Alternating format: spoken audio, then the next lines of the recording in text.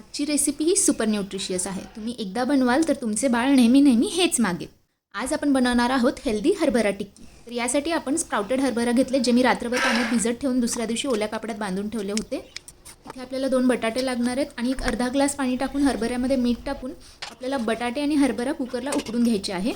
मोठ्या गॅसवर 1 शिट्टी आणि बारीक गॅस करून 2 शिट्ट्या, अशा टोटल मी 3 शिट्ट्या घेतलेल्या आहेत. बघू शकतो बटाटा आपण छान उकडला गेलेला आहे आणि हरभरा देखील छान मॅश होतोय.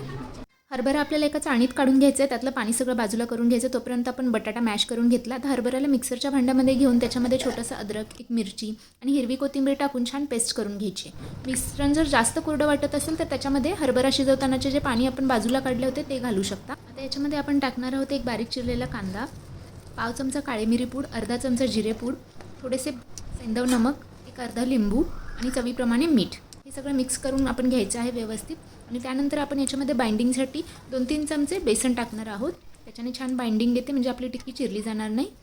आणि मग आपल्याला हव्या त्या शेपमध्ये टिक्कीज बनवून घ्यायच्या आहेत. इथे मी आरूसाठी मोल्ड यूज केला आहे. त्याला वेगवेगळ्या शेपमध्ये टिक्कीज आवडतात, त्याकरिता तुम्ही हातानेही करू शकता किंवा तुमच्याकडे असे मोल्ड असतील तर तेही वापरू शकता. इथे टिक्कीज तळण्यासाठी मी ऑलिव्ह ऑइलचा यूज केला आहे. ऑलिव्ह ऑइल हे लहान मुलांच्या ब्रेन डेव्हलपमेंटसाठी खूप महत्त्वाचे असते. तसेच आपण इथे स्प्राउटेड हरभरे वापरले आहेत, त्याचाही उपयोग खूप होतो. त्याच्यामुळे न्यूट्रिएंट अब्झॉर्प्शन हे चांगले होते. आपण जेही काही खातो त्याच्यातून झिंक आणि आयर्न आपल्याला मिळते, त्यामुळे ते बॉडीमध्ये इझिली अब्झॉर्ब होते. तसेच प्रोटीन आणि फायबरचे कंटेंट्स जे आहेत तेही डबल होऊन जातात, कारण आपण त्याला स्प्राउट केले आहेत. ही होती आपली आजची हेल्दी टिफिन सिरीजमधील लेटर एचची रेसिपी. ज्या मुलांना अजून दात नाही ते मुलं देखील ही टिक्की खाऊ शकतात, कारण बटाट्यामुळे ही टिक्की एकदम सॉफ्ट बनते. बघू शकता ही किती सॉफ्ट झाली आहे.